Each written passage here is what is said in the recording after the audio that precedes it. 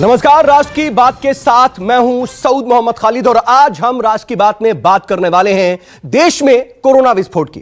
दरअसल देश भर में कोरोना ने अब तक के सारे रिकॉर्ड तोड़ दिए हैं और एक दिन में नए संक्रमितों का जो आंकड़ा है वो अब 1 लाख के भी पार पहुंच गया है, जो कि अभी तक का एक दिन का सबसे बड़ा आंकड़ा है। यानी कि पिछले साल जब कोरोना के मामले लगातार बढ़ भी रहे थे, जब कोरोना अपने पीक पर था, उस वक्त भी एक दिन में एक साथ इतने मामले सामने नहीं आए थे। अब 24 घंटे में 1,03,000 से ज्यादा नए मरीज पाए गए हैं, जबकि 477 लोगों की मौत हुई है। देश में कोरोना के नए केस का अब तक का यह सबसे बड़ा आंकड़ा है।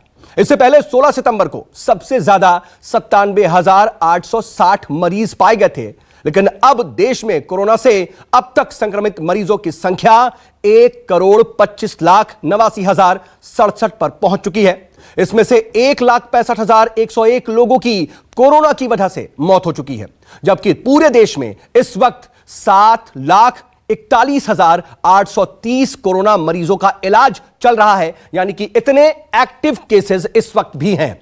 कोरोना के एक दिन पर जो लगातार दिन पर दिन केस बढ़ रहे हैं, उसके बाद देश के कई हिस्सों में लॉकडाउन, नाइट कर्फ्यू और सख्त बंदिशों का दौर भी लौट आया है। लेकिन इन सब में भी कोरोना से सबसे ज्यादा प्रभावित महाराष्ट्र है, जहां अब 30 अप्रैल तक वीकेंड लॉकडाउन का ऐलान कर दिया गया है। पूरे राज्य में शुक्रवार रात 8 बजे से सोमवार सुबह 7 बजे तक लॉकडाउन रहेगा, जबकि हर रात 8 बजे से सुबह 7 बजे तक नाइट कर्फ्यू भी जारी रहेगा। राज्य के नागपुर में संपूर्ण लॉकडाउन का भी फिलहाल ऐलान हो चुका है और न सिर्फ महाराष्ट्र की बल्कि बिहार समेत कई दूसरे राज्यों में भी अपने यहां इन सभी राज्यों ने सख्ती बढ़ा दी है। बिहार की अगर बात कर लें तो यहां पर 12 अप्रैल तक स्कूल कॉलेज बंद करने का फैसला किया गया। कर्नाटक में 9वीं तक का स्कूल बंद रहेगा। वहीं मध्य प्रदेश में 4 जिलों में लॉकडाउन लगाया जा चुका है। पंजाब में भी 10 अप्रैल तक स्कूल बंद करने का आदेश है। इसके अलावा गुजरात में भी 9वीं तक के स्कूल बंद कर दिए गए हैं। राजस्थान के कई शहरों में नाइट कर्फ्यू लगाया गया है और इसके अलावा छत्तीसगढ़ के राजनांदगांव में भी लॉकडाउन है। यानी कि कोरोना से देश भर में हाहाकार मचा हुआ है। कहा जा रहा है कि कोविड का यह नया स्ट्रेन है और यह पहले से ज्यादा खतरनाक और ज्यादा संक्रामक भी है। नए वेरिएंट में नए लक्षण भी देखे जा रहे हैं। यानी कि नया वेरिएंट जो है उससे संक्रमण फैलने की रफ्तार और तेज हुई है, जबकि मौतों का बढ़ता आंकड़ा भी चिंता बढ़ा रहा है।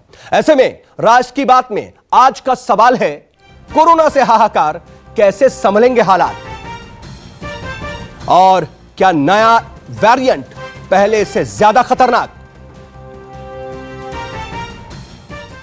इसी मुद्दे पर आज हम करेंगे राष्ट्र की बात, लेकिन हमारे साथ जुड़ेगा डॉक्टरों का एक बड़ा पैनल। उससे पहले एक बड़ी खबर आपको बता दी, इसी से जुड़ी खबर है। दरअसल आने वाली 8 अप्रैल को मुख्यमंत्रियों के साथ प्रधानमंत्री नरेंद्र मोदी कोरोना की मौजूदा स्थिति को देखते हुए बैठक करेंगे वीडियो कॉन्फ्रेंसिंग के जरिए। पीएम मोदी सभी राज्यों के साथ, जो तमाम राज्यों के मुख्यमंत्री हैं, उनके साथ बैठक करेंगे। 8 अप्रैल को यह बैठक होगी। दरअसल जो रिकॉर्ड तोड़ बढ़ोतरी हो रही है कोरोना के मामलों में, उसको देखते हुए सरकार बेहद सजग है और केंद्र सरकार की तरफ से अभी तक यह कहा जा रहा था कि उन्होंने राज्यों पर जिम्मेदारी छोड़ी है कि वो अपने यहां के हालात के हिसाब से कदम उठाएं। लेकिन प्रधानमंत्री नरेंद्र मोदी 8 अप्रैल को वीडियो कॉन्फ्रेंसिंग के जरिए सभी मुख्यमंत्रियों से बैठक करेंगे। बहरहाल इसी पर हम करेंगे राष्ट्र की बात और इस पर बातचीत करने के लिए मेरे साथ डॉक्टरों का एक बड़ा पैनल जुड़ गया है। सबसे पहले अपने मेहमानों से आपका परिचय करा देते हैं। इस वक्त आपको टेलीविजन स्क्रीन पर भी नजर आ रहे हैं। मेरे साथ मौजूद हैं डॉक्टर कौशल कांत मिश्रा, जो कि एसोसिएट डायरेक्टर हैं फोर्टिस एस्कॉट हार्ट इंस्टीट्यूट में। डॉक्टर साहब, बहुत स्वागत आपका। इसके अलावा डॉक्टर DR राय हैं, फॉर्मर IMA वाइस प्रेसिडेंट। इसके अलावा डॉक्टर संजय राय भी हैं, professor centre for community medicine, AIIMS. और डॉक्टर प्रभात रंजन हैं, जो कि कोविड-19 के रिसर्चर हैं। और डॉक्टर रवि मलिक भी मेरे साथ मौजूद हैं, CMD रेडिक्स हेल्थ केयर के। आप सभी का बहुत स्वागत है। और डॉक्टर प्रभात रंजन, मैं शुरुआत आपसे करना चाह रहा हूं, क्योंकि आप देखिए कोविड-19 का रिसर्चर हैं, आप इसके स्ट्रेन को भी समझ रहे हैं, इसके बदलते स्वरूप को भी समझ रहे हैं, इसको मौसम से भी जोड़ा जा रहा है, इसको भी बारीकी से समझ रहे हैं। तो क्या इस वक्त की स्थिति जो देख रहे हैं हम, रिकॉर्ड स्तर पर बढ़ रहा है मामला, उसको देखते हुए हमको यह कहना होगा अब इफ और बट से अलग कि अब कोरोना का यह दूसरी लहर है, दूसरा स्ट्रेन है, इससे सावधान बहुत ज्यादा रहना होगा?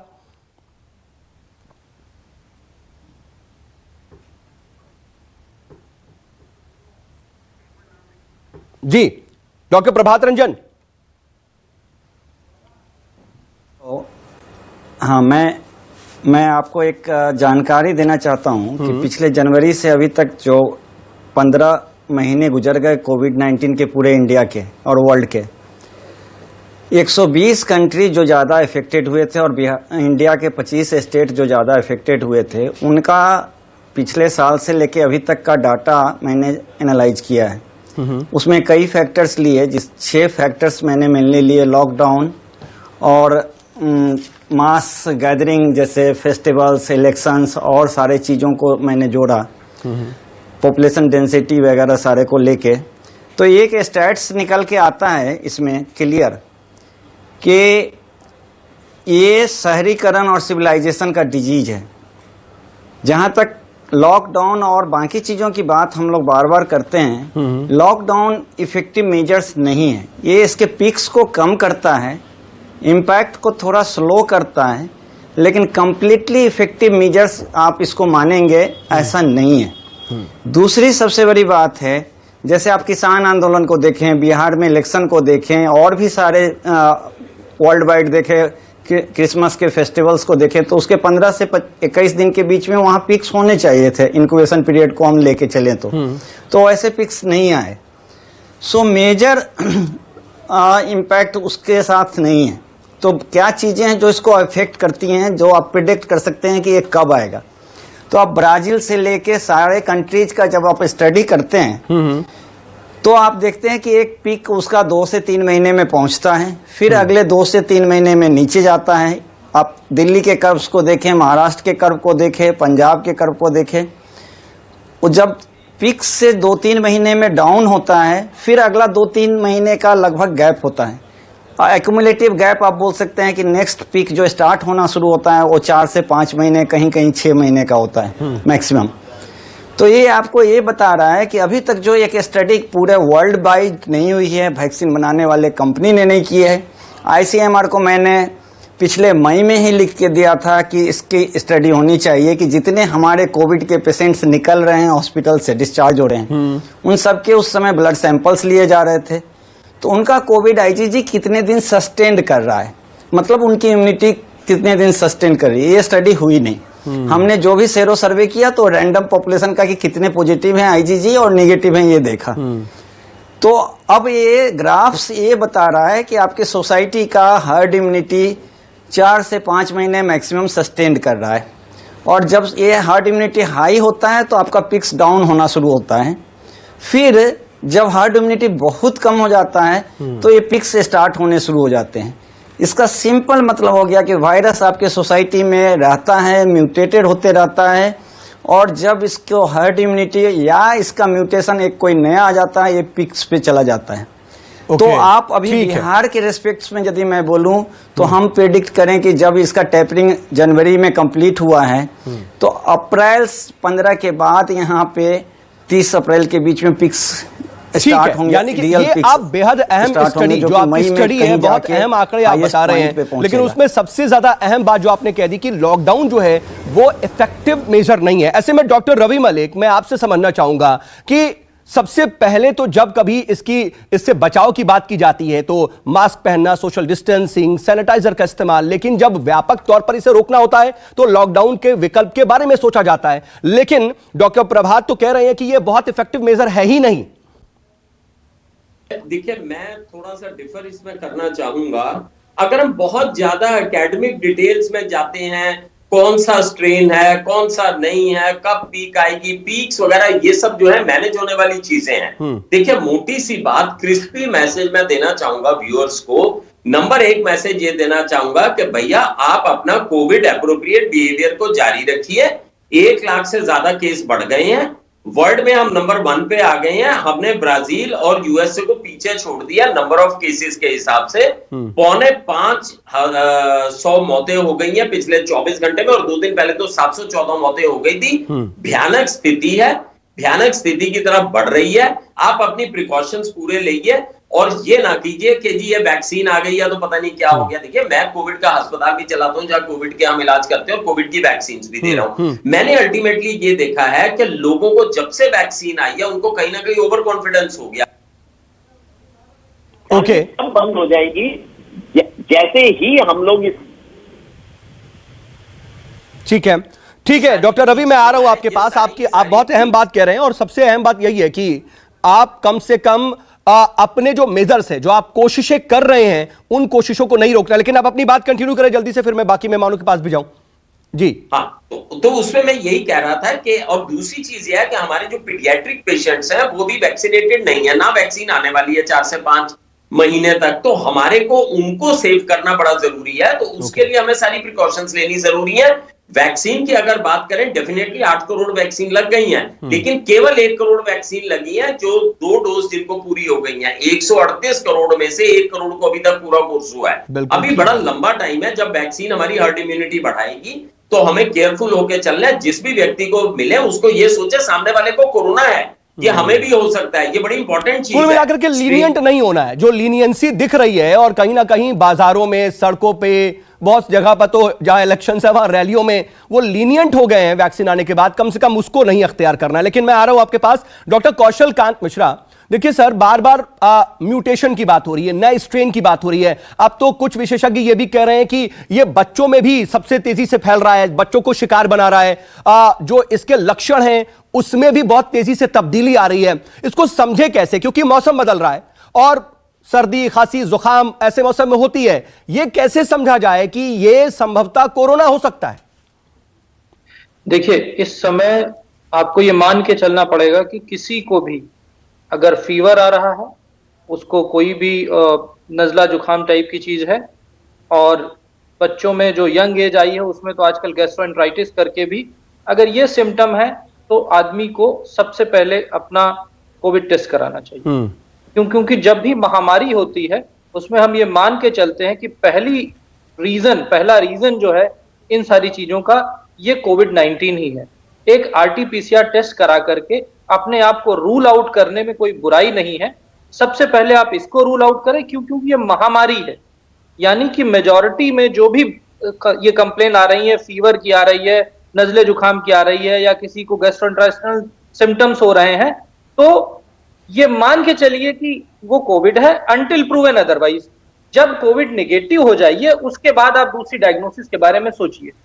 तो यही एक तरीका है जिससे आप आज के दौर में महामारी के से लड़ सकते हैं। नहीं, लेकिन डॉक्टर कौशल, क्या यह भी सच नहीं है? एक तो असिम्प्टोमेटिक, एक सबसे बड़ी परेशानी तो यह है कि किसी को पता ही नहीं है कि कोरोना है उसे या नहीं। दूसरी बात यह भी कि आम टेंडेंसी आप देखिए ना, आपको भी तमाम पेशेंट्स आते होंगे, आप तमाम लोगों से मिलते होंगे, जो मुझे समझ में आता है वो टेंडेंसी तो ये भी है कि ठीक है ना, सर्दी खांसी है, ठीक है, मैं 2 दिन गर्म पानी पीऊंगा, थोड़ी सी दवा लूंगा, ठीक हो जाऊंगा। कोरोना थोड़ी है। टेस्ट कराने को लेकर के लोग बचते भी तो हैं। तो देखिए, यही तो महामारी का यही तो प्रॉब्लम है, इस कोविड-19 का यही तो प्रॉब्लम है। जो हम लोग अभी पिछले 24 घंटे में, अगर आप ये कह रहे हैं कि 1 लाख केस आए हैं, तो मेरा ये एज ए क्लिनिशियन मानना है कि 1 लाख नहीं, इसके पीछे कम से कम 10 लोग और पीछे हैं। ये केवल टिप ऑफ आइसबर्ग है जिसको हम आइडेंटिफाई कर पा रहे हैं, पूरा आइसबर्ग नहीं है। यानी कि कल अगर 1 लाख केस आए हैं तो एक्चुअली पब्लिक में 10 लाख केस होंगे कम से कम। ये तो और चिंताजनक है। पड़ेगा। जी हाँ, बिल्कुल सही बोल रहा हूं, क्योंकि बहुत कम लोग टेस्ट कराते हैं। आपने बिल्कुल सही कहा, लोग एसिम्प्टोमेटिक होते हैं, थोड़ा सा होता है वो अपने आप को छुपाते हैं, और यही वजह है कि कोविड-19 इतनी तेजी से बढ़ रहा है। इस समय में सोसाइटी के हर आदमी को इक्वल रिस्पॉन्सिबिलिटी शेयर करते हुए आगे आकर के अपना ट्रीटमेंट अगर वो कराएगा, अपनी डायग्नोसिस करेगा, अपने को सेल्फ आइसोलेट करेगा, तो वो अपने साथ साथ दूसरे और जमाने को ठीक करने के लिए वो हेल्प करेगा। और जो सबसे बड़ी बात है, अभी तक जो वैक्सीन आई है, वैक्सीन आने के बाद कुछ लोगों को ऐसा लग रहा है कि वैक्सीन आना एक ट्रीटमेंट है। वैक्सीन ट्रीटमेंट नहीं है, ये प्रिवेंटिव एस्पेक्ट है। जो सबसे इजीली अवेलेबल प्रिवेंशन का टूल है हमारे पास, जो मोस्ट इफेक्टिव है, equally effective as vaccine is mask. अगर हम मास्क लगा के चलेंगे तो हम एक वैक्सीन की तरह उसको यूटिलाइज करेंगे। और जब से वैक्सीन आई और लोगों का जो बिहेवियर चेंज हुआ है, इसकी वजह से मुझे लगता है कोविड के केस बढ़ रहे हैं। और ये जो लॉकडाउन की बात हो रही है, सर ने कहा कि बिल्कुल सही, लॉकडाउन सोल्यूशन नहीं है। लेकिन जो अभी आप देखिए महाराष्ट्र में क्या हो रहा है, वीकेंड पे लॉकडाउन हो रहा, नाइट कर्फ्यू लग रहा, इसका कोविड स्प्रेड में उतना फर्क हो ना हो, ठीक है, लेकिन ठीक ये है, आदमी की मेंटालिटी को चेंज करता है। हाँ। जब आज से 1 साल पहले लॉकडाउन लगा था, तो लोगों ने डर के मारे घर में बैठे थे। पर अगर इस परेशानी को हम ऐसे देखेंगे ये एक साइकोलॉजिकल ट्रीटमेंट हो सकता है। क्यों? क्योंकि ये बात तय है कि लॉकडाउन से ट्रीटमेंट नहीं है। बिल्कुल लॉकडाउन आज ट्रीटमेंट नहीं है, लेकिन आप जो कह रहे हैं कि वैक्सीन भी कंप्लीट ट्रीटमेंट नहीं है, ये प्रिवेंशन है। लेकिन डॉक्टर D.R. राय, सर देखिए, कई तरह की बात हो रही है, म्यूटेशंस की, नए स्ट्रेन की, जैसा कि डॉक्टर कौशल कांत कह भी रहे थे, लेकिन कैसे ये एक भरोसा कहीं ना कहीं जो लोग बच रहे हैं, जैसे डॉक्टर कौशल कांत कह रहे हैं कि लोग बचते हैं, ये बचने वाली टेंडेंसी कैसे दूर होगी? कैसे लोगों को ज्यादा से ज्यादा टेस्ट कराने के लिए प्रेरित किया जाए, और साथ ही साथ वैक्सीनेशन के लिए भी, क्योंकि वैक्सीनेशन में भी कुछ कहीं ना कहीं जो ड्राइव है इतनी बड़े पैमाने पर, वो थोड़ी सी फीकी इसलिए पड़ती कि लोग बहुत ज्यादा प्रोएक्टिव नहीं है इसको लेकर के। आप बिल्कुल ठीक कह रहे हैं, और मैं डॉक्टर कौशल कांत की बात को और आगे बढ़ाऊंगा। वो जो कह रहे हैं कि अगर 1 लाख आज केस हुए हैं, ये हमारे पास एक कंफर्म डाटा है। एक पॉजिटिव केस के साथ 10 से 20 लोग एसिम्प्टोमेटिक पॉजिटिव होते हैं। अब 10 से 20 यानी कि 10 लाख भी हो सकते हैं और 20 लाख भी हो सकते हैं। और ये बात भी ठीक है कि आदमी आज अपना टेस्ट करा के राजी नहीं है और उसको अवॉइड कर रहा है। और सबसे बड़ी जो हमारे लिए कहूंगा, जो गलती या कुछ जो कहना चाहिए दुर्भाग्य हुआ, लोग बाग ये समझने लगे अब तो क्या चिंता है, अब तो वैक्सीन आ गया और हम सब जाएंगे। भाई, हम कितनी बार आपके मीडिया के थ्रू भी कह चुके हैं, ऐसे हमारी कॉन्फ्रेंस में भी कह चुके हैं, अगर आपको कोई चीज बचाएगी तो सिर्फ मास्क सबसे बड़ा वैक्सीन है, मास्क सबसे बड़ा ट्रीटमेंट है, मास्क सबसे बड़ा आपको प्रिवेंशन का एक टूल है। लेकिन हम लोग उसको भूल गए। मास्क के साथ साथ फिर सोशल डिस्टेंसिंग भी उतनी ही बड़ी टूल के तौर पर देखा जाना चाहिए। सोशल डिस्टेंसिंग तो बिल्कुल है ही, जब मास्क लगाएंगे डिस्टेंसिंग भी याद रहेगी, वो सब कुछ। लेकिन डिस्टेंसिंग की कहां बात करोगे? आपने पूरी कंट्री के अंदर 5, 6, 10 स्टेट के अंदर आपने इलेक्शन अनाउंस कर रखे हैं, और इलेक्शन के अंदर आप रैलियां कर रहे हैं। हमारे सेलिब्रिटीज हैं, हमारे रोल मॉडल पॉलिटिशियंस हैं, उनकी एक एक रैली के अंदर 2-2 लाख 4-4 लाख लोग जा रहे हैं। बताइए कितना सोशल डिस्टेंसिंग है और कितनी मास्क है। तो मैं तो अपनी दोष, हमको अपने आप को ही तो देखना पड़ेगा ना। नहीं सर, कंप्लेसेंट तो हम लोग हो गए। Doctor D.R. राय, देखिए एक और भी बात है, हम 5 राज्यों के चुनाव की बात कर रहे हैं, लेकिन जब हम बंगाल की बात कर लेते हैं या फिर हम असम की बात कर लेते हैं, जो हम टॉप 10 सिटीज या स्टेट्स की बात कर रहे हैं, जो आंकड़े दिख रहे हैं, इत्तेफाक है, बहुत बहुत हैरानी की बात है कि कम से कम वो स्टेट्स नहीं है। ये क्या महज इत्तेफाक है? अभी जरा इलेक्शन का दौर चल रहा है, आप एक 10-15 दिन और रुकिए, आपको वहां पर भी वेव नजर आ जाएगी। नहीं तो कहना क्या चाह रहे हैं? मैं चाह रहा था और सिंप्लीफाई कर देना कि क्या वहां पर वेव ऐसा भी है, क्या मैनेज होती है क्या ये चीजें, कि वेव कम है या ज्यादा है, कहां पर? नहीं, बीमारी कभी मैनेज नहीं होती। बीमारी तो बीमारी होती है। अगर आप उसको अपने आप को बिल्कुल खुला छोड़ देंगे और सोचेंगे मेरे को कुछ नहीं होगा, तो ये आपकी गलतफहमी है। लेकिन सर, इन स्टेट्स में तो गैदरिंग ज्यादा है ना, बाकी स्टेट्स के मुकाबले। रैलियों की गैदरिंग है, रोड शोज की गैदरिंग है, वोटिंग की गैदरिंग है, गैदरिंग इन स्टेट्स में ज्यादा है। आप बिल्कुल ठीक कह रहे हैं, मैं उसी पॉइंट पे बात कर रहा हूं। अभी जो लोग गैदरिंग्स में आ रहे हैं, हो सकता है कि आपको 10 दिन के बाद उनके बारे में पता लगेगा, अभी आपको नहीं लग रहा है। अभी पता नहीं लग रहा है, क्योंकि अब वो फेज चल रहा है। और छोटे मोटी, अच्छा, हमारी लोगों की कुछ नॉर्थ में वगैरह में हमारी कुछ स्ट्रेंथ भी है, इम्यूनिटी भी बहुत अच्छी है। छोटे मोटी चीज को तो हम सोचते ही नहीं है। लेकिन अगर वो RT-PCR टेस्ट कराएंगे तो पता लग जाएगा कि भाई तुम भी पॉजिटिव हो, लेकिन हम कराते भी नहीं है। सबसे बड़ी दिक्कत ये आ रही है। और जहां रहा सवाल वैक्सीनेशन का, वैक्सीनेशन हमारी जनता की हमारे देश की पॉपुलेशन 135 करोड़ है। अभी तक 8 लाख को 1 करोड़ लोगों को दोनों डोज लगी हैं और 7 करोड़ को दूसरी लगी हैं। अगर आप सबको लगाने की कोशिश करें, जब तक कि 70-80% लोगों को वैक्सीन नहीं लगेगा, हमारी हर्ड इम्यूनिटी नहीं आ सकती। और तो क्या आज ये नौबत आ गई है कि जो हम कहीं ना कहीं एज सेंट्रिक अभी हम वैक्सीनेशन करा रहे हैं, उसे ओपन कर दिया जाए? मैं आ रहा हूं डॉक्टर राय आपके पास, लेकिन डॉक्टर संजय राय, मैं आपके पास आना चाह रहा हूं इसी सवाल के साथ कि वैक्सीनेशन को कैसे बढ़ाया जाए, क्योंकि देख रहे हैं हम कि आंकड़े बढ़ रहे हैं। जाहिर सी बात है, टेस्ट हो रहे हैं तभी ये आंकड़े सामने आ रहे हैं। कुछ लोग भले ही थोड़ा बच रहे होंगे, थोड़ा घबरा भी रहे होंगे टेस्ट से, लेकिन फिर भी ये आंकड़े डराने वाले हैं। बचाव क्या वैक्सीनेशन के साथ साथ, क्या इसकी ब्रैकेट भी अब खोलने की जरूरत है? देखिए, वैक्सीनेशन इस समय पूरी दुनिया में जो 12 तरह वैक्सीन लग रही हैं, वही एक उपाय है इस समय। उसी से हर्ड इम्यूनिटी पाई जा सकती है। मैं डॉक्टर RD राय के बात से पूरी तरीके से सहमत हूं कि उसी से पाई जा सकती है। जहां तक स्पीड बढ़ाने की बात है, देखिए 30 से 35 लाख के बीच में हम कर रहे हैं, तो ऐसे कम नहीं है, लेकिन इतनी बड़ी कंट्री को देखते हुए जिसकी पॉपुलेशन 137 करोड़ के आसपास है, इसको डेफिनेटली बढ़ाने की जरूरत है। अगर हम नहीं बढ़ा पाएंगे तो उतना ही लंबा टाइम लगेगा। डॉक्टर संजय, मैं इसमें ये भी जानना चाह रहा हूं कि क्या अब जो यंगस्टर्स हैं, जो बच्चे हैं, अब उन्हें भी वैक्सीनेशन के लिए अब वो ब्रैकेट को भी, जो एज का ब्रैकेट है, उसे भी ओपन कर देना चाहिए क्या सरकार को? हाँ, मैं जहां तक बच्चों की बात है, देखिए मॉडर्न मेडिसिन को हम कहते हैं कि एविडेंस बेस्ड है, और इसीलिए इसकी जो सबसे बड़ी स्ट्रेंथ है एविडेंस। एक साल में काफी स्ट्रेंथ जमा हो चुका है, एविडेंस जमा हो चुका है। 13 करोड़ से ज्यादा लोग पूरी दुनिया में रिपोर्टेड है इन्फेक्शन। डॉक्टर मिश्रा ने जैसे बताया था, कौशलकांत मिश्रा ने, कि कई टाइम ज्यादा होंगे तो होंगे, इसमें कोई शक नहीं है। वो उसके 50 टाइम ज्यादा हो सकते हैं, इंक्लूडिंग इन इंडिया।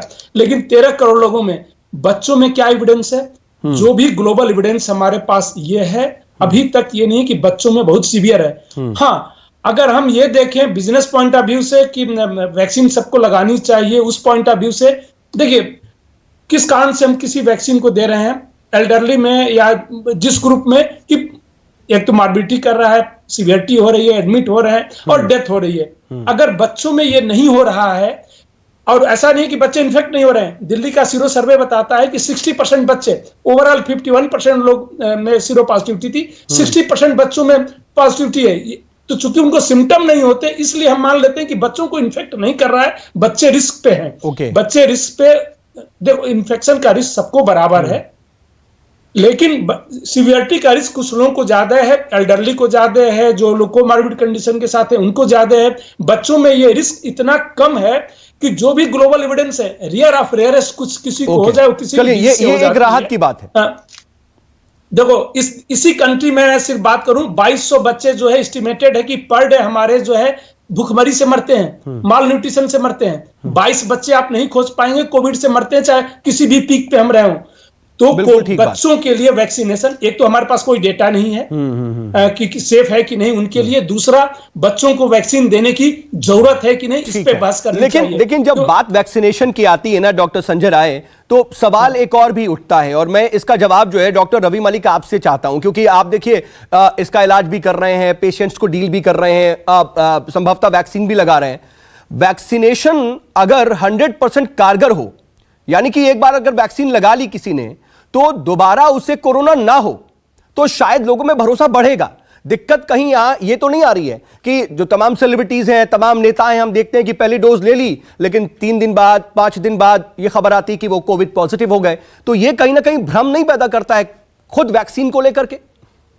बिल्कुल नहीं करता। मैं आपको बताना चाहूंगा, जो दोनों वैक्सीन हमारे इधर अवेलेबल हैं, बिल्कुल कारगर हैं। 70-75% वो कोरोना से प्रोटेक्शन देते हैं। 25 से 30% अगर आपको कोरोना होता भी और आपको वैक्सीन लगी हुई है, तो आप मृत्यु के द्वार तक नहीं जाएंगे।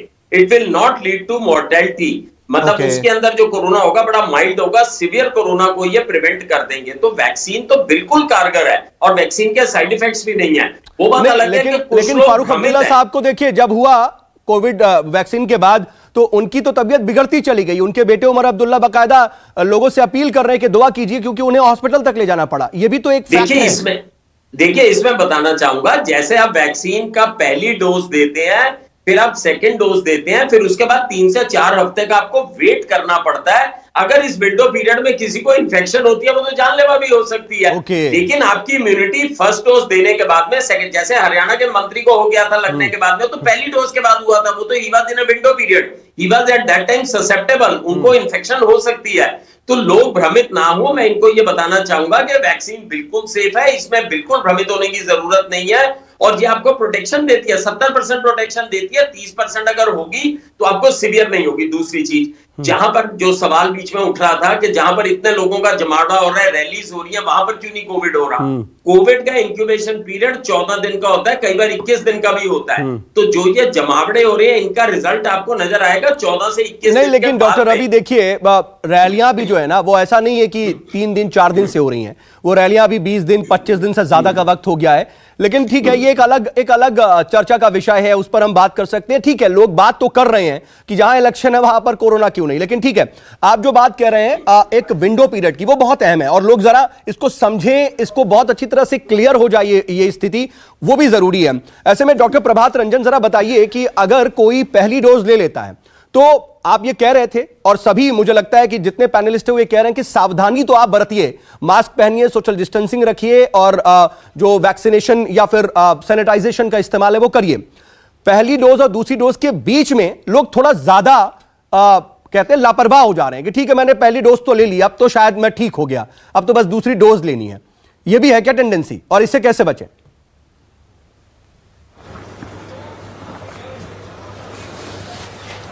सर मैं आपको एक बात वैक्सीन के बारे में बताना चाहूँगा जो अभी बहुत लोगों ने नहीं डिस्कस किया है। आप पहला डोज लिए, सेकेंड डोज लिए, एक विंडो पीरियड है 30 दिन 45 दिन, उसके बाद सो कॉल्ड कंपनियां बोलती हैं कि इम्यूनिटी डेवलप करेगी, एग्री, लेकिन ये कोविड आईजीजी बॉडी के अंदर इम्यूनिटी दे रहा है। At the site of route of entrance जो है आपका इन्फेक्शन का, वहां पे कोविड आईजीए नहीं बन रहा है नेचुरल इन्फेक्शन में भी। सो ये सारे वैक्सीन्स इन्फेक्शन होने में नहीं बचाएंगे, आपको होने का चांस बराबर रहेगा, इसलिए आपको मास्क लेने के बाद पहनना ही पहनना है, इसको नहीं उतारना है। दूसरी बात, वैक्सीन के इंक्यूबेशन पीरियड के बाद भी जब आपका आईजीजी डेवलप कर गया तब पर भी ठीक है। नहीं, दूसरी बात, सिर्फ एक डोज तक ही सीमित है या दोनों डोज लेने के बाद की भी बात आप कर रहे हैं कि ये कोविड आईजीजी जो डेवलप कर रहा है वो दोनों डोज के बाद, दोनों डोज के बाद की बात मैं कर रहा हूं, दोनों डोज के 30 दिन 45 दिन के बाद की बात मैं कर रहा हूं। और दूसरी बात, किसी भी वैक्सीन कंपनी ने वर्ल्ड की, इंडियन हो या ऑल वर्ल्ड जितने भी 14-15 लग रहे हैं, ये नहीं बताया है कि ये कोविड आईजीजी जो बनता है वो कितने महीने सस्टेन करता है, 6 महीने 8 महीने साल भर, ये नहीं, किसी भी रिसर्च ने पब्लिश नहीं किया, ओपनली मार्केटिंग में बोला नहीं है।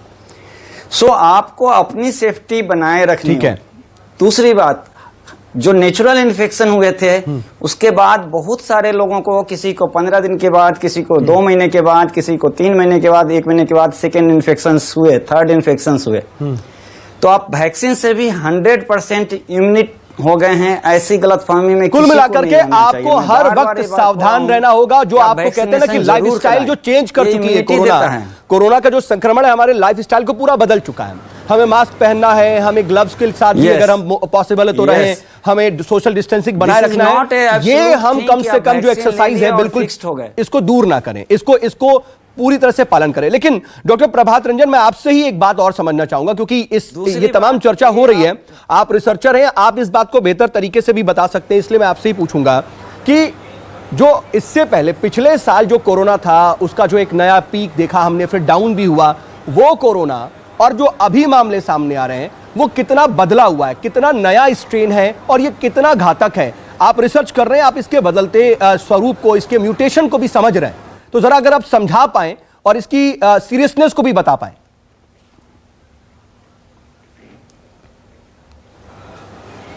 सर मैं एक इम्पोर्टेंट जानकारी देना चाहता हूं कि पिछले अप्रैल से लेके अभी तक मैं अपने सेंटर पे मोर देन 2000 पेशेंट्स को ट्रीट किया हूं और व्हाट्सएप के through pan India, Mumbai, Ahmedabad, Chennai, Delhi, different states में मोर देन 5000 पेशेंट्स को ट्रीट किया हूं। पिछले सेशन में जो पेशेंट्स के प्रेजेंटेशन थे और इस सेशन में प्रेजेंटेशन है, दोनों में जमीन आसमान के अंतर है। क्या 1 से 2 दिन किसी को फीवर होता है, फीवर गायब हो गया, उसके बाद वो कंप्लीट नॉर्मल हैं और सडनली उनको वीकनेस जो है वो परसिस्ट करते रहता है और वो वीकनेस एक दिन एक्सट्रीम लेवल पे पहुंच जाता है। जब आप उनका RT-PCR करते हैं तो नेगेटिव आता है, जब आप उनका HRCT लंग करते हैं तो आपको 16/25, 14/25, 12/25 इन्वॉल्व नजर आता है। जो इन्फ्लामेटरी मार्कर्स से मैं मॉनिटर कर रहा था पिछले साल से अभी तक पेशेंट्स को, ESR, CRP, LDH, फेरेटिन, वो पहले पेशेंट्स में काफी बढ़े रहते थे। तो सर ये तो बहुत चिंताजनक बात है कि पकड़ पाना भी मुश्किल है। मतलब आप हैं पॉजिटिव नहीं है, नहीं बढ़ा रहता, रिपोर्ट में भी आप आ रहे हैं या नहीं आ रहे हैं, ये पकड़ पाना मतलब मिस्टर इंडिया हो गया है कोरोना अभी। उसका कारण क्या है वो मैं बता रहा हूं। हाँ नहीं सर, मैं उसका कारण बता रहा हूँ कि ये this correlation symptom, blood parameters और लंग इन्वॉल्वमेंट HRCT पे वो इसलिए है कि वो बंदे को पहले एसिम्टोमेटिक या सिम्टोमेटिक कोविड इन्फेक्शन हुआ था, उसके बॉडी में कोविड IgG है, जो उनके सिम्टम ब्लड पैरामीटर्स के जितने राइज होने चाहिए थे वो कोविड से फाइट करने में मैनिपुलेट कर रहा है।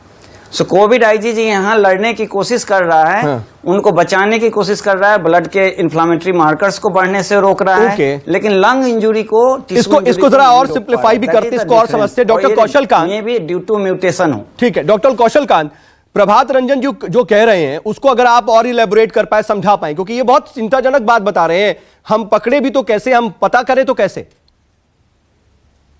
देखिए खालिद साहब, मैं सिर्फ ये कहना चाहूंगा कि सर जो बात कर रहे हैं वो बहुत ही साइंटिफिक और अंदर की बातें हैं जो एक नॉर्मल पब्लिक के समझ में नहीं आएंगी, और मैं इसीलिए चाह रहा हूं कि जरा वो समझे। लेकिन आगे की सुनिए।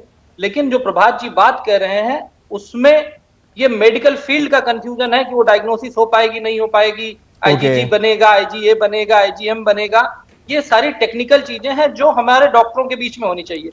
लेकिन रंजन जी इस बात से भी एग्री कर रहे हैं कि आपका मास्क, आपने अभी कहा कि मास्क और सोशल डिस्टेंसिंग एंड सैनिटाइजेशन, तो मैं एक चीज और क्लियर कर दूं कि सैनिटाइजेशन एंड सोशल डिस्टेंसिंग का रोल बहुत कम है, मास्क का रोल मोर देन 95% है।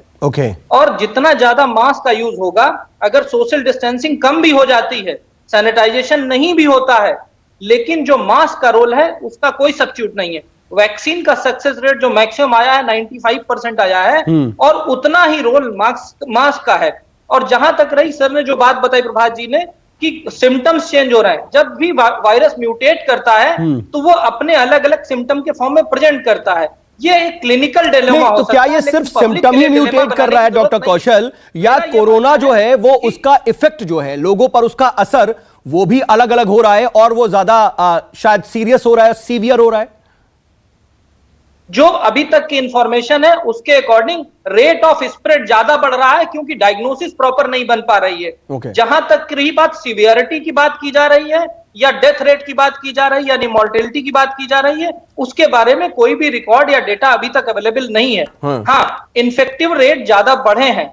जो बात कही जा रही है कि पोस्ट रेजिडुअल कोरोना की जो प्रॉब्लम आ रही है लंग में, और लंग के जो फाइब्रोसिस हो रही है जिसकी बात डॉक्टर प्रभात ने की है, वो सारी चीजें उन पेशेंट्स में ठीक है जिनमें कोरोना हो चुका है, लेकिन जिनको बचाना है उनके लिए ये ज्यादा इंपॉर्टेंट है कि मास्क और कुछ भी मुझे लगता है कि दर्शक भी जब देख रहे हैं ना, एक कहीं ना कहीं दोबारा से अवेयरनेस जो है वो आ रही है, लोग इसको लेकर सजग हो रहे हैं। मीडिया जब लगातार बता रहा है इस वक्त की स्थिति को लेकर के, तो वो समझ रहे हैं और वो आपको भी सुन रहे हैं कि मास्क कितना बड़ा रोल प्ले करता है। लेकिन इसको थोड़ा और हम कुछ पहलुओं पर जरा हम जाते हैं। डॉक्टर DR राय, मैं आपसे जरा समझना चाहूंगा, क्योंकि देखिए बात हो रही है तो जब कोरोना की बात होती है ना तो ये वैश्विक स्तर पर है, लेकिन फिर बात आती है कि हमारे देश में इसका असर, अभी हमारे पैनलिस्ट ने कहा कि हमारे जो इम्यून सिस्टम है वो थोड़ा अलग है, कई चीजों का असर हमारे पर नहीं होता है।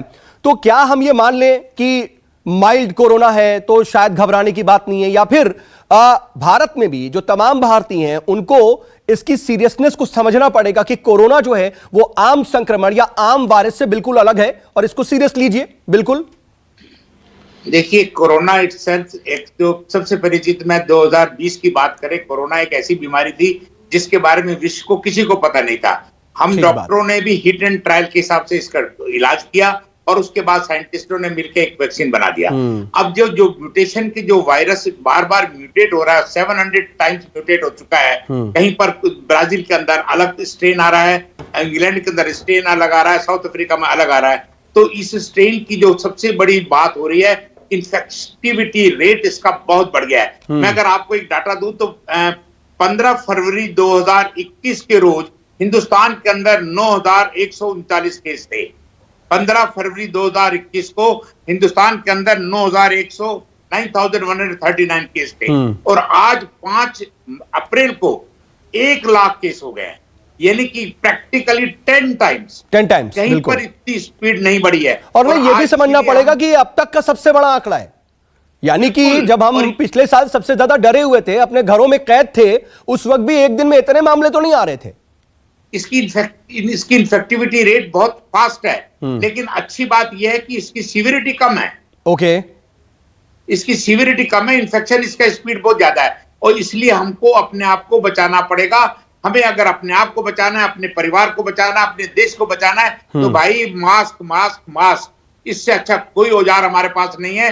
आप इंजेक्शन लगवाओ, वैक्सीन लगवाओ, उसके बावजूद भी आप मास्क को नहीं छोड़ सकते। और मैं आज आपके माध्यम से कहने को तैयार हूं, अगर हम सोच रहे हैं कि हम फरवरी जुलाई अगस्त में हम इससे निजात पा जाएंगे, तो नहीं दिख रही। हो सकता है 2022 भी हमको इसी तरह से भुगतना पड़े, और उसका इलाज हमारे पास सिर्फ एक है, हमें मास्क को नहीं छोड़ना है और सोशल डिस्टेंसिंग को नहीं छोड़ना है। बाकी अपने एहतियात बरतिए और क्वारंटाइन को रखिए। जहां पर कंटोनमेंट एरिया के अंदर, जो मैं कहूंगा, अगर लॉकडाउन सरकार करने में हिचकिचा रही है तो कंटोनमेंट एरिया को सील कर दीजिए। ठीक है, आप लेकिन लोगों को घर से बाहर मत निकलने दीजिए।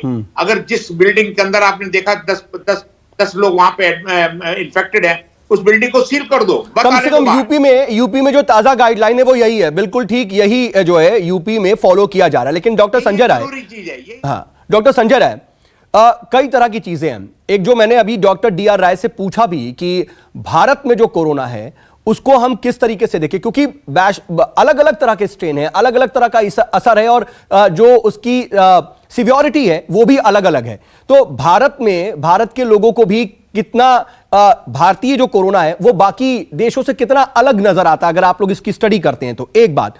दूसरी बात यह भी कि जो नॉर्म्स अपनाए जा रहे हैं अभी, जो लगातार बहुत देखिए तेजी से बढ़ रहा है मामला, उसको देखते हुए नाइट कर्फ्यू है, वीकेंड लॉकडाउन है, कॉलेजेस बंद हो गए, पब बार्स, लेकिन अभी तो हम इसी डिस्कशन में कह रहे थे कि ये सब जो है वो बहुत इफेक्टिव मेजर्स नहीं है। तो फिर क्या करें? इफेक्टिव मेजर क्या है? मैं पहले इफेक्टिव मेजर से ही शुरू कर रहा हूं। डॉक्टर प्रभात के बातों से जो शुरू उन्होंने लॉकडाउन पे कहा, मैं एग्री करता हूं। इसलिए देखिए, पूरी दुनिया में एविडेंसेस हैं। लॉकडाउन ने क्या किया, थोड़ा सा जो पीक आना था उसको डिले किया, बट नंबर ऑफ केसेस देखें कहीं भी तो वही रहा। दुनिया के कुछ देश हैं जो कभी लॉकडाउन नहीं लगा, उनमें से एक स्वीडन है। इवन उसने एक दिन के लिए भी प्राइमरी स्कूल आज की डेट तक बंद नहीं किया। शुरू में उसको सभी लोगों ने क्रिटिसाइज किया, पूरी दुनिया के लोगों ने क्रिटिसाइज किया, साइंटिस्ट ने क्रिटिसाइज किया कि उन्होंने लॉकडाउन नहीं लगाया। उनके नर्सिंग होम में, जो ओल्ड एज होम है, वहां पे कुछ डेथ्स भी हो गई। आज कंपेयर कर लीजिए, एक साल बाद कोई भी मॉर्टेलिटी जो है उनके यूरोप के किसी भी कंट्री से कम है। एक दिन न लगाने के बाद ओवरऑल अगर पर मिलियन लॉकडाउन को भी, ठीक है, हाँ, एक दिन के लिए भी लॉकडाउन नहीं लगाया उन्होंने। दिसंबर में आके, जबकि जनवरी में उनके यहाँ पहला केस आ गया था 2000 में, दिसंबर में प्रेशर में आके उन्होंने कॉलेजेस जरूर बंद कर दिए। ये सब हमें करनी पड़ेगी। देखिए, जैसे नाइट कर्फ्यू या आपका जो भी भीड़ भाड़ एरिया है उसको बंद करना, स्कूल को जो है, तो इससे क्या होगा कि प्रोग्रेशन स्लो होगा, आपस में एक दूसरे से कांटेक्ट में नहीं आएंगे लोग, तो कम से कम जो वो इन्फेक्टेड होने का रेट है वो थोड़ा सा रुकेगा। ठीक है, आखिरी के कुछ समय बचा हुआ, आखिरी के कुछ मिनट बचे हुए, इसलिए मैं जल्दी जल्दी से रिएक्शन लेना चाहूंगा। और डॉक्टर कौशल कांत, मैं आपसे फाइनल कमेंट के तौर पर मैं समझना चाहूंगा, जैसा आप लोग बार बार ये कह रहे हैं कि जीवन शैली में मास्क को पूरी तरह से इंप्लीमेंट कर दीजिए, सोशल डिस्टेंसिंग का पालन और सैनिटाइजेशन का पालन बिल्कुल मत छोड़िए, लेकिन इफेक्टिव मेजर्स की अगर हम बात करें और इससे बचाव की अगर बात करें तो आखिर में क्या कहेंगे? मेरा मानना है कि मास्क, सोशल डिस्टेंसिंग, सैनिटाइजेशन, उसके साथ साथ zinc, vitamin C, vitamin D को यूज करें। और इससे भी ज्यादा जरूरी आज के समय जिस तरीके से कोविड बढ़ रहा है, एडमिनिस्ट्रेशन अपनी नींद से जागे। अगर public law and order follow नहीं कर रही है तो एडमिनिस्ट्रेशन अपनी नींद से जागे। एक बार फिर से सख्ती करने की जरूरत है क्या? ठीक है, लेकिन कम से कम पेनाल्टी शुरू करे लोगों के ऊपर। ठीक है, और जिस तरीके से मुंबई में क्या हो रहा है, मुंबई में लॉकडाउन लगाया जा रहा है अब। हाँ, ठीक है, समय कम है इसलिए मैं रोक रहा हूं।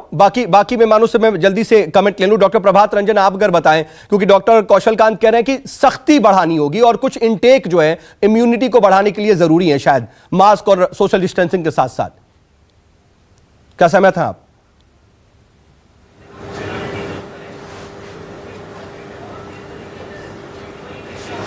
नहीं, मेजर्स में आपके जब केसेस बढ़ेंगे हाँ।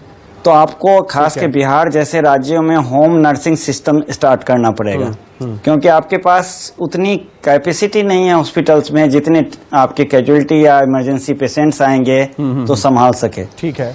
तो हमें एक अल्टरनेट सिस्टम डेवलप करके रखना होगा ताकि हम home nursing system, home isolation की जगह पे होम नर्सिंग सिस्टम रखें कि एक डॉक्टर की टीम बने, उनके साथ 2-4 असिस्टेंट हों, हेल्पर हों, ठीक है, और वो एक साथ 100 घर में 150 घर के पेशेंट्स को होम नर्सिंग फैसिलिटी दें। ठीक है। एक कहने का मतलब ये है कि एक severity ऑल्टरनेटिव बढ़ेगी, जो numbers बढ़ेगी, इंफ्रास्ट्रक्चर है emergency उसको भी डेवलप करने की जरूरत है, और सिर्फ एक पैमाने पर नहीं, सिर्फ एक पॉइंट पर नहीं, बल्कि सभी पॉइंट्स पर एक साथ काम करने की जरूरत है। बहरहाल वक्त अब इजाजत नहीं दे रहा, वक्त इतना ही है मेरे पास। आप सभी मेरे साथ जुड़े और एक सार्थक चर्चा की, कम से कम सभी लोगों तक एक मैसेज पहुंचा कि इस वक्त क्या जरूरी है। इसके लिए आपका बहुत बहुत शुक्रिया डॉक्टर कौशल, डॉक्टर डी आर राय, डॉक्टर संजय राय, डॉक्टर प्रभात रंजन और डॉक्टर रवि मलिक, बहुत बहुत शुक्रिया। तो कुल मिलाकर के बात इतनी सी है कि अपनी जीवन शैली में कम से कम आप इस चीज को शामिल कर लीजिए कि मास्क के बगैर तो बाहर नहीं निकलना है, और सोशल डिस्टेंसिंग का पालन हर हाल में करना है, और सैनिटाइजेशन हम लगातार कर रहे हैं, उसे बरकरार रखना है। आज राष्ट्र की बात में इतना ही। नमस्कार। नमस्कार, मैं हूं मानक गुप्ता। अगर आपको हमारा ये वीडियो पसंद आया हो तो इसे लाइक और शेयर जरूर करें, और हां, हमें सब्सक्राइब और फॉलो करना ना भूलें ताकि आप देश और दुनिया की कोई खबर मिस ना करें। तो जुड़े रहिए हमारे साथ और देखते रहिए न्यूज़ 24।